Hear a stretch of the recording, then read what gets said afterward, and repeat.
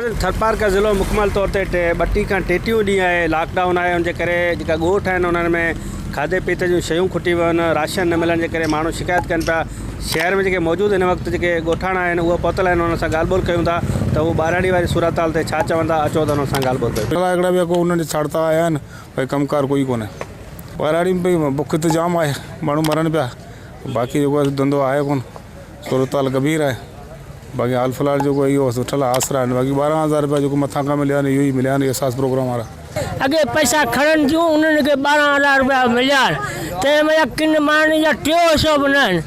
ग़रीब माण्हू जेके आहिनि बुख ने उञनि में तकलीफ़ में सभु ॻाल्हि आहे। असांखे अॼु महीनो ॾेढ थियो और बुख मरूं था, नको ॾींहुं इमदादूं नको ॾींहुं ॿियूं।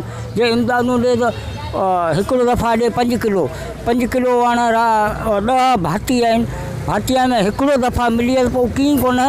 ऐं नको था कमु करण ॾींहुं पुलिस जी वठो त जो खोलूं था त कुआरी ठपणी अचे त गॾु करो भॼो। मनपसंद माण्हुनि जा ॾिना वञनि था ऐं सियासी हवाले सां सॼो सियासी प्रोग्राम हली रहियो आहे। ग़रीब त सभु ग़रीब ई आहिनि, पर 8 ॻोठनि मां हिकु नालो बि न आयो आहे। उहो सिर्फ़ु सियासी हवाले जे हिसाब सां असांजो कोन आयो आहे। ऐं बराए महिरबानी असां इहो ई चऊं था त सभिनी खे हक़ रसाई करे हिकु जेतिरो हक़ ॾिनो वञे ऐं वधि खां वधि निगरानी कई वञे।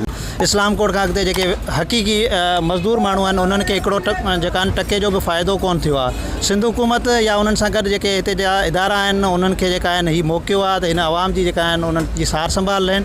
ऐं जेकॾहिं हीअ कंडीशन साॻी रही त ॾींहों ॾींहुं जेका आहिनि उहो बदतरीन जेका आहिनि उहो कोरोना खां बि बदतरीन जेका आहिनि उहे हालात थींदा।